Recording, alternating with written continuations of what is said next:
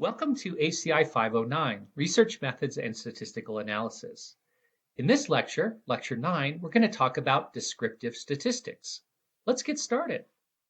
First, let's illustrate some of the typical procedures involved with an HCI experimental study. This is a typical research life cycle.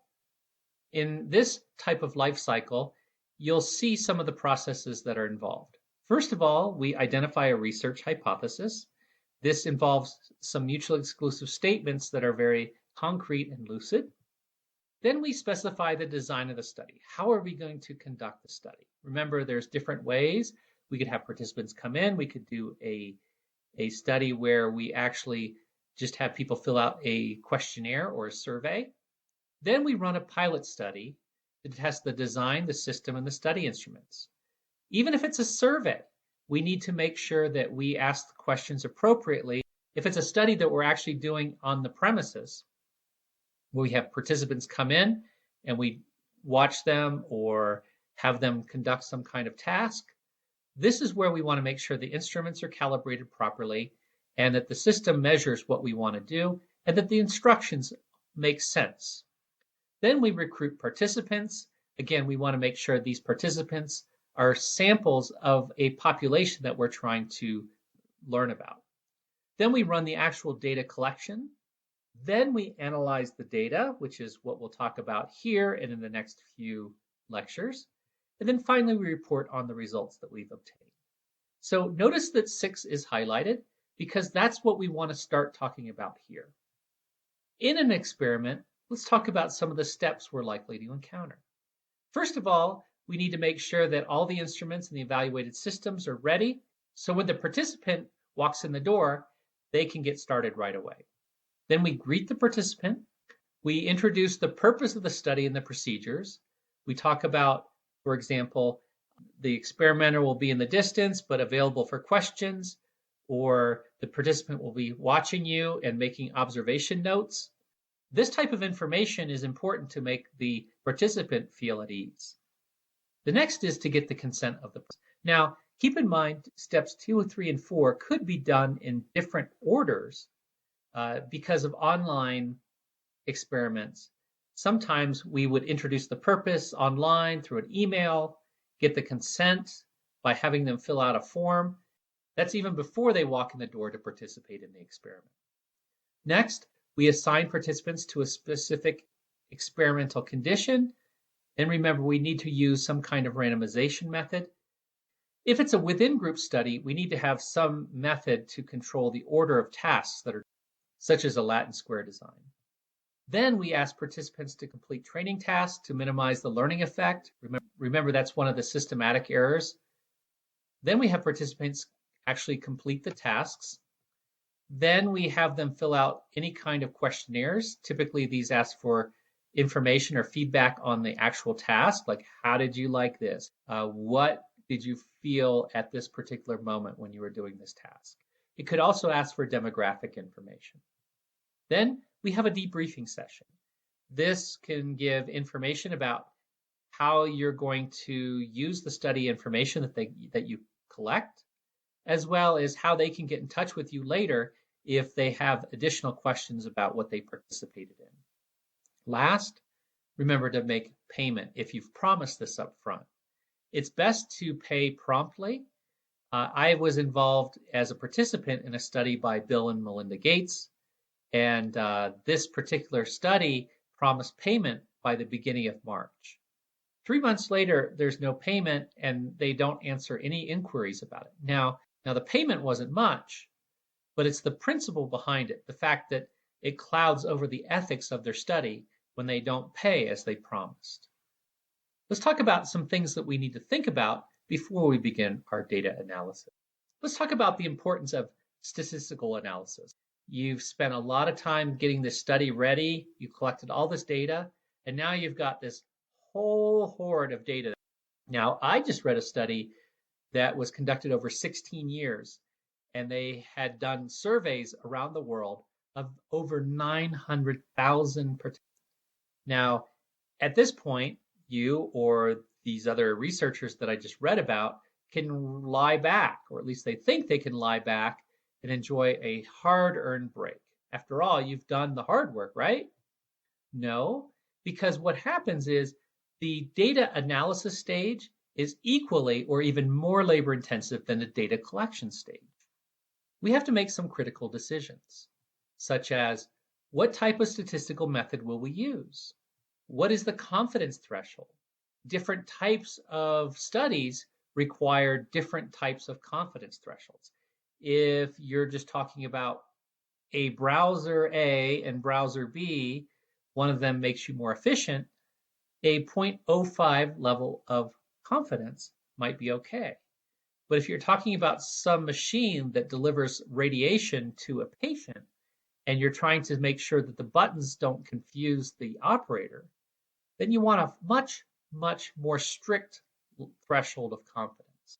Also, we want to make sure we can interpret the results in terms of their significance. If we don't do this correctly, we're going to come up with erroneous conclusions and we're going to waste some really high quality data that we spent a long time and a lot of effort to collect.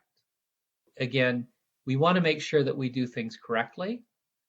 And one of the best ways to start is by looking at our data. Most data have some form of errors. They could be inconsistent formats, they could be data gathering errors, lots of different things, especially if you've asked the participants to enter the data themselves. So if we don't fix this data or filter them out, we could end up with some very erroneous conclusions. The original data might be too simple or primitive, and we need to add some additional coding to make sure that we capture the data in a way that's useful. So some software tools require us to put the data in a specified layout, and we'll talk about that in a bit, so that they can process them correctly. So what are some of the steps involved with processing data? First of all, we need to clean up the data. We need to fix the errors. We need to code the data. And then we need to organize the data. So let's talk about these 4 steps in detail. The first step is to clean up the data. After we collect the data, we need to look for possible errors.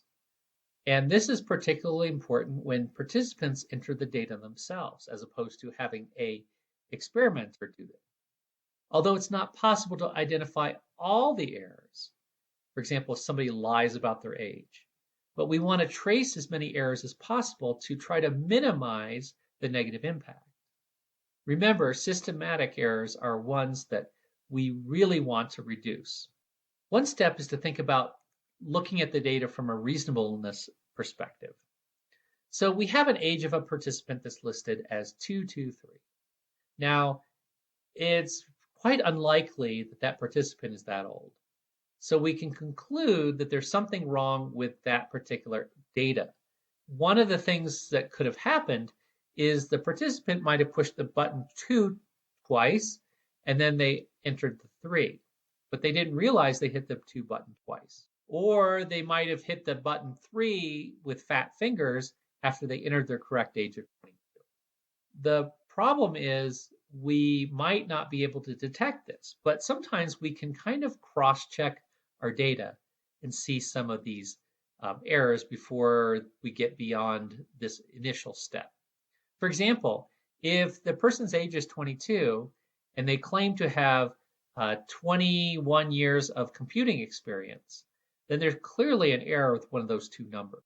Now, it could also be an error with the instructions because maybe they read the years of computing experience to be any kind of interaction with a computer.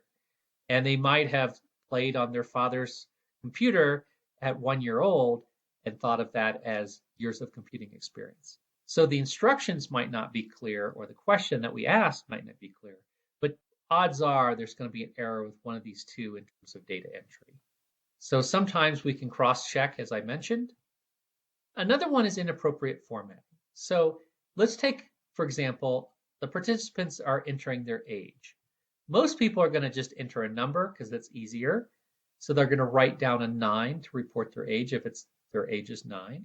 But other people might write other things in those blanks, such as 9 or 9.5. Now we're doing more things online, so we have some validation checking in the fields.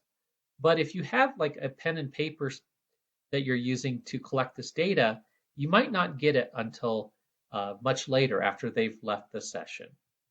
So another thing is they might give far more information than really they need to, such as he will turn 9 in January, which really means their age is 8. But it's very easy to look at this and see the word 9 and then just write down 9. Before we analyze the statistical software, we need to transform these text values into numeric values. Another thing that we need to concern ourselves with is looking at things like time consistency. It could be that I collected data, but I forgot to start the stopwatch when I started, and I started it too late. Or I forgot to turn it off. Only after the study did I realize that I forgot to turn it off. So another thing might be if you log date and time and you put in the wrong end date, it could look like there's a very long period of time between the start and end of the task when actually it's very short, just because one of the dates was entered incorrectly. Also, we need to look at performance. Let's just say we are checking to see how many words a person can type per minute, because it's a simple exercise. If their performance is really great, so they can type 300 words a minute, or it's really low, like they type 1 word a minute, and the average, for example, might be closer to 80 words per minute. This tells us that there's something either exceptional about this particular participant, or perhaps we didn't record the information correctly. Another way is to look at different channels or different features and look at the information. So let's take a study that's investigating multiple data entry techniques. We might look at how they enter this data, but the previous participant might not have logged out. And it might look like the previous participant actually did the task twice, and we don't have anything for the current participant. And then later on, we would get subjective data for 2 participants, but we wouldn't have information about the second one just because the first one looks like they did it twice.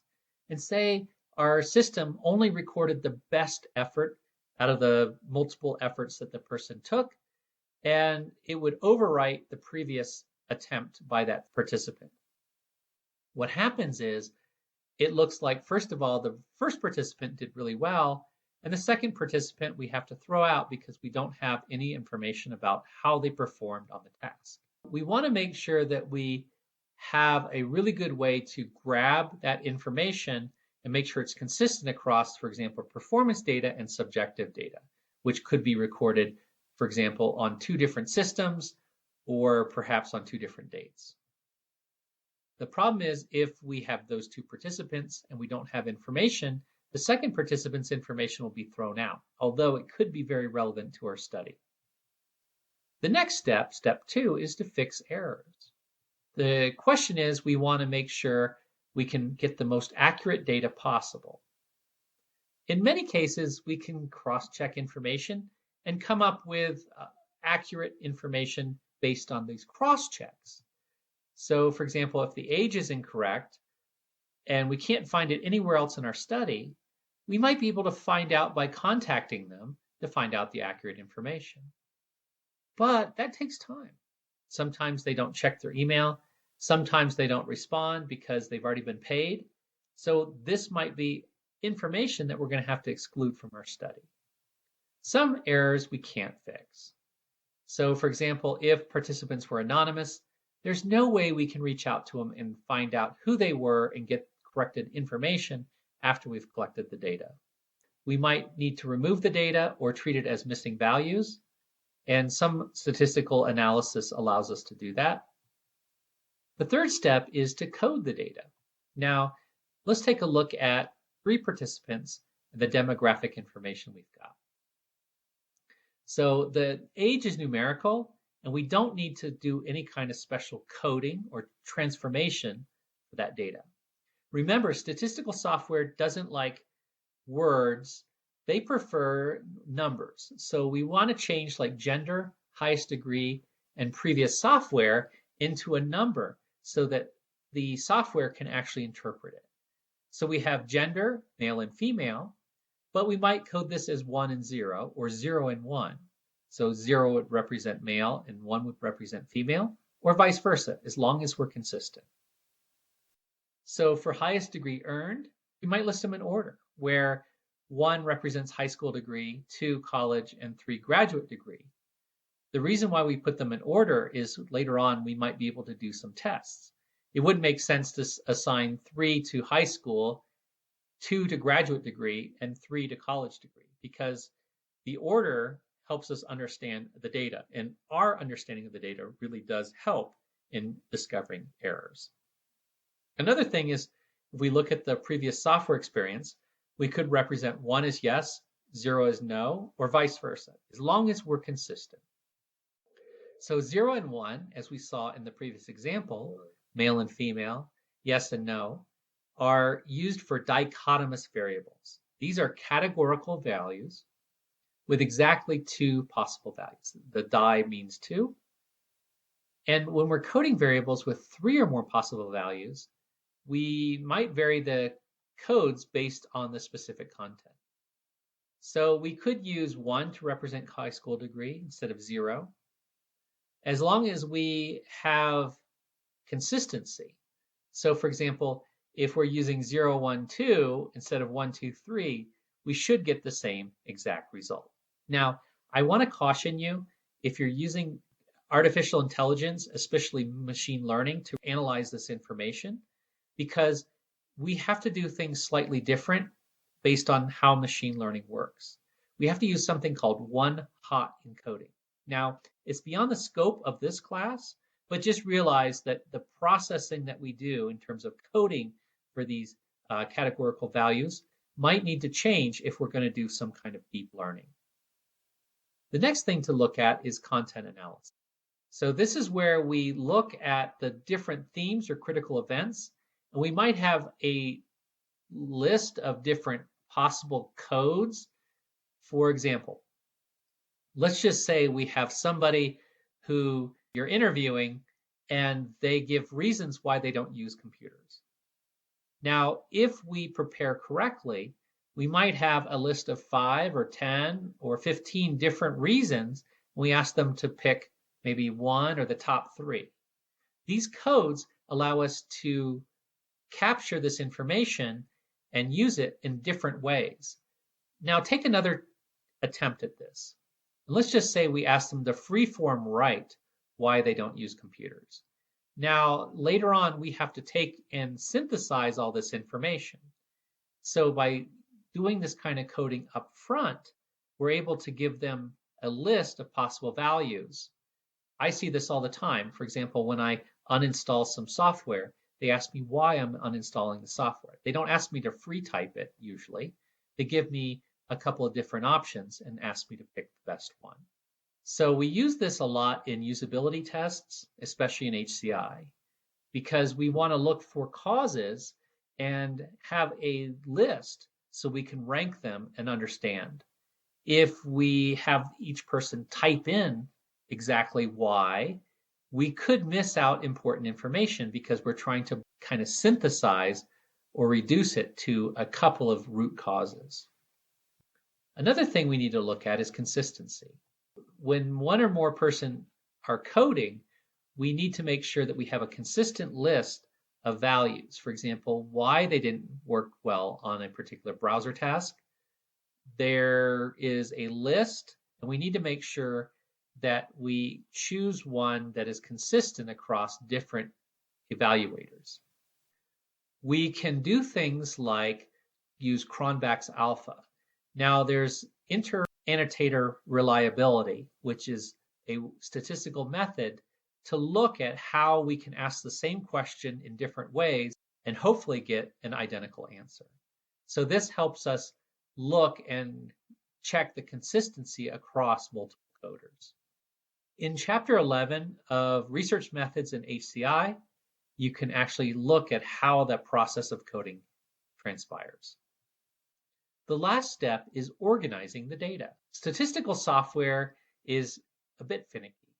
A lot of them have predefined requirements for how data should be put into their system so that they can use it in the way they want, they being the statistical software. So SPSS, for example, when running an independent samples t-test, the data must be listed in the same column. But when you have a paired sample t-test, and again, we'll talk about these in the next lecture, when we compare two means, the two groups need to be laid out in two separate columns. So other types of statistical methods have different ways in which they need to have the data organized. Let's take a look at descriptive statistics. We'll talk about their purpose and some of the key ones that we use to help us understand our data. The definition of descriptive statistics is after all the data has been cleaned up, this can help us understand how our data looks. So I teach courses in data science and machine learning. And the first step is, after we've collected the data, is to run some of these descriptive statistics to better understand our data set. So for example, we want to look at the range at which most data points fall. We want to know how the distribution of those data points looks, and the 6 most common descriptive measures include means, medians, modes, variances, standard deviations, and ranges. One of the things that we want to look at is central tendency, and that's basically a statistical term to refer to where is the bulk of the data located. Now, when we think about a bell curve, it's located right in the middle. However, we could have something called a Pareto distribution or ZIF curve, where you have a bulk of it and then you have a really long tail out to the side.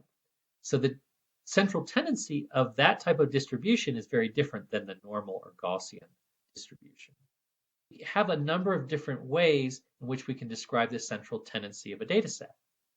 The main ones are mean, median, and mode. Let's start with mean.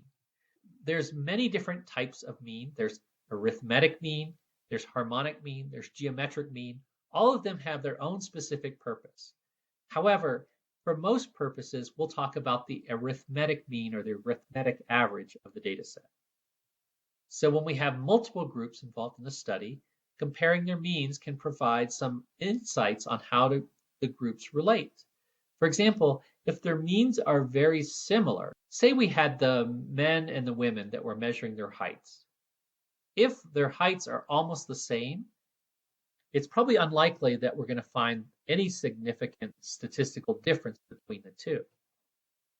One way is if you find one group is much higher, so let's take the height of girls and the height of boys in a classroom.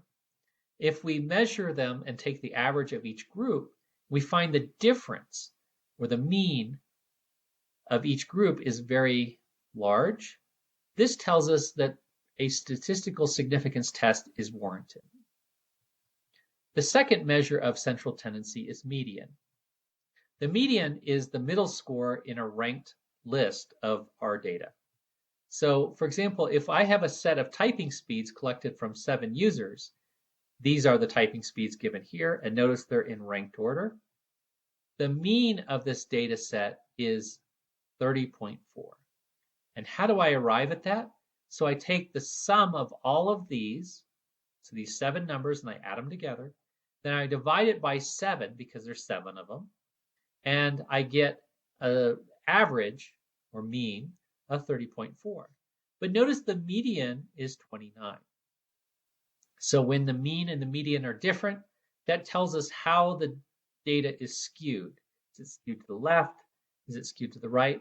All things we'll talk about further in this class.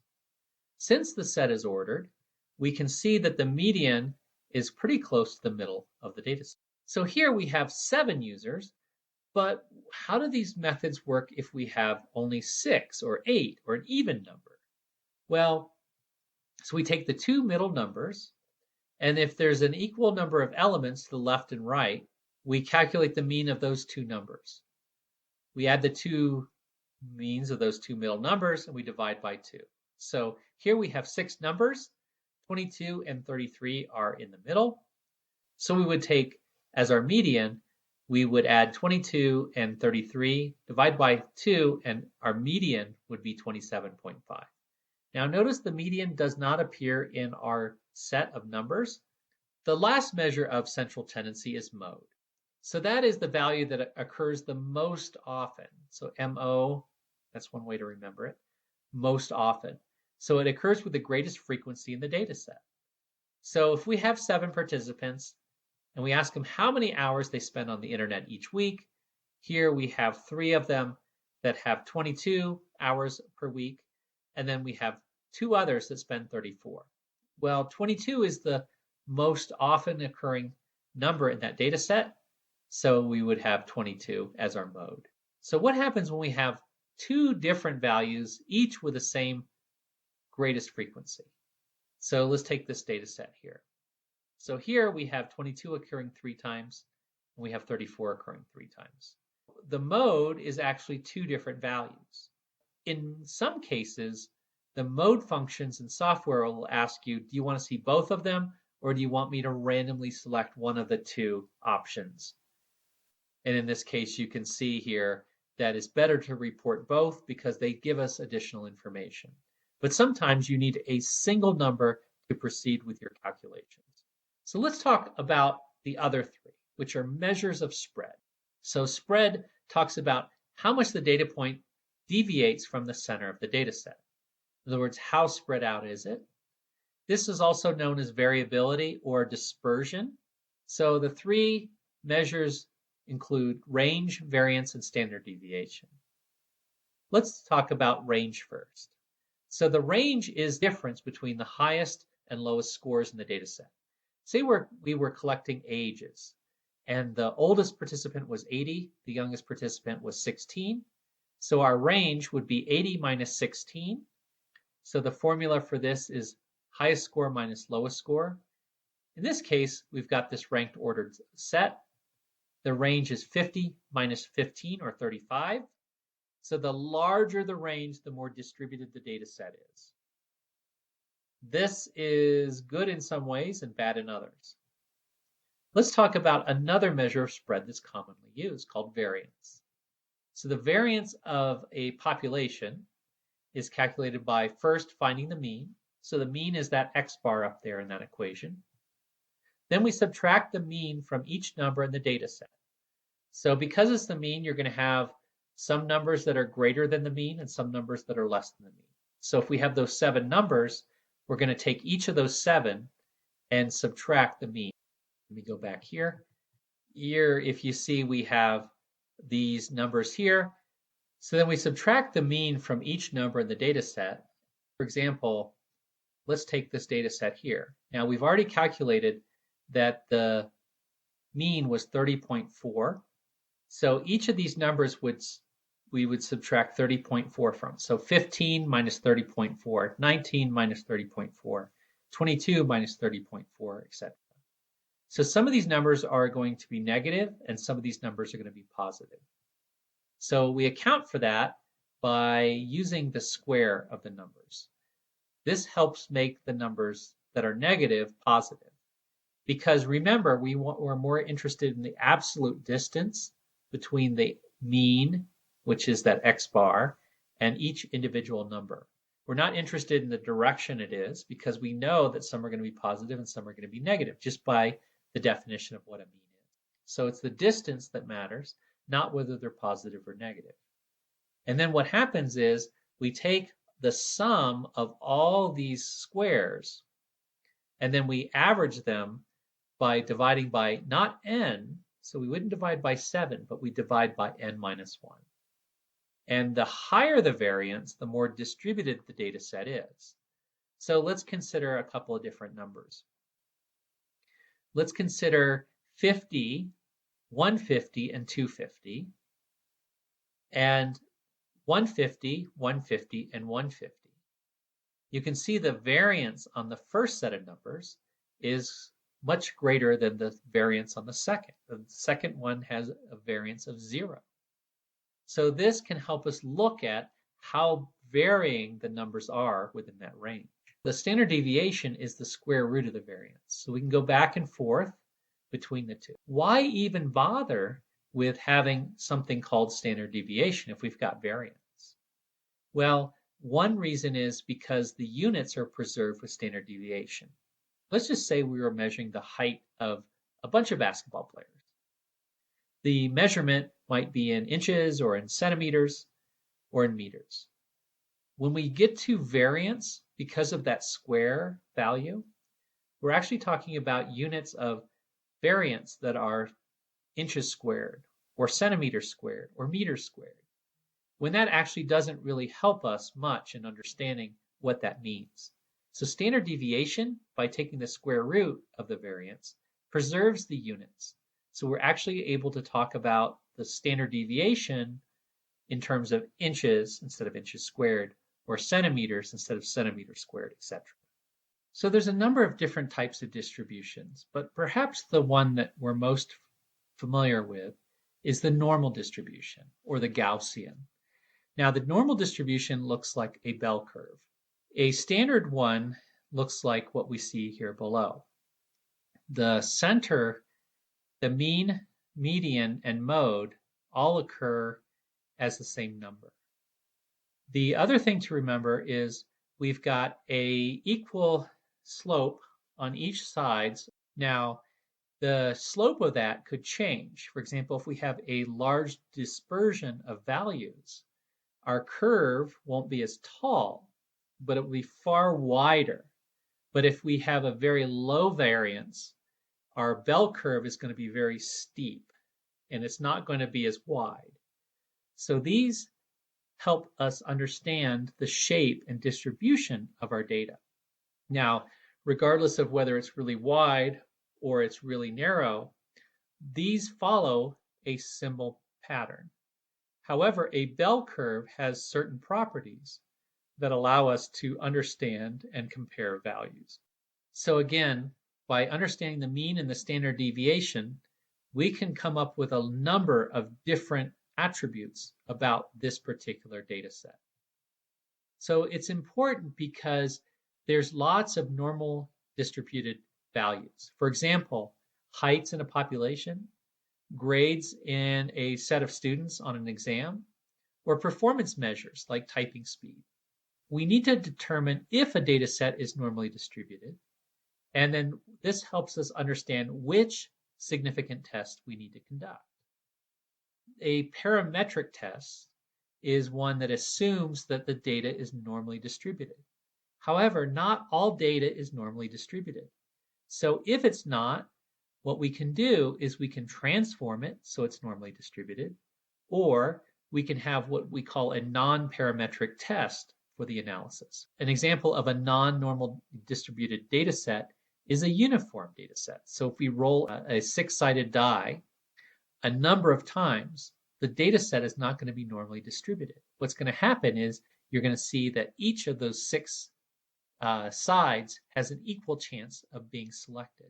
So over a period of time, you're going to see that all of them have an equal chance, and it's going to be a very flat or uniform distribution. We'll talk about others later in the course. So I hope this has been helpful. I hope it helps you get excited about how we're going to use data to answer some of the important questions of our research. Thank you, and I'll see you next time.